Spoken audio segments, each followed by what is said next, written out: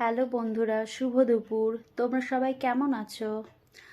আশা করছি তোমরা সবাই ভালো আছো। তো ঠান্ডায় কেমন আছো তোমরা একটু কমেন্টে জানাও।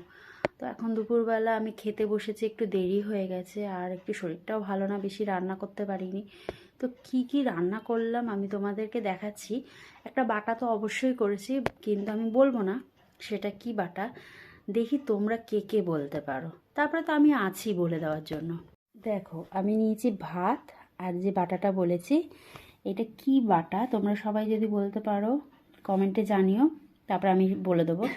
আর নিয়েছি হচ্ছে ভোলা মাছ, টমেটো, আলু, শিম দিয়ে করেছি। বেগুনও দেওয়া যায়, বাট আমার মেয়ের একটু অ্যালার্জি আছে বেগুনে, তাই জন্য আমি আর দিইনি।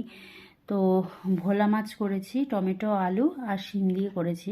আমার বেশ ভোলা মাছ খুব খেতে ভালোই লাগে। তোমাদের কার কার ভোলা মাছ খেতে ভালো লাগে জানিও। আর হচ্ছে এই বাটার রেসিপি যদি তোমরা কেউ দেখতে চাও আমাকে কমেন্টে জানাবে। আমি তাহলে এই বাটা যেদিন করব সেদিনকে তোমাদেরকে আমি আমার রেসিপিটা শেয়ার করব। তো আর জানো তো ঠান্ডায় বেশ বাটা খেতে তো আমার খুব ভালো লাগে। বাটা মানে ঠান্ডার সময় একটু ঝাল ঝাল বাটা হবে, খুব ভালো লাগে। তো আমি দেখছি খেয়ে কেমন হয়েছে, তোমাদের জানাচ্ছি খেয়ে যে কেমন হলো। হুম, দারুণ হয়েছে, দারুণ। আমিও খেয়েছি, আমারও দারুণ লেগেছিল। তো যাই হোক, এখন এই পর্যন্ত। তোমরা সবাই ভালো থেকো, সুস্থ থেকো। আর এই রেসিপিটা কে দেখতে চাও তোমরা সবাই কমেন্টে জানিও তাড়াতাড়ি কিন্তু।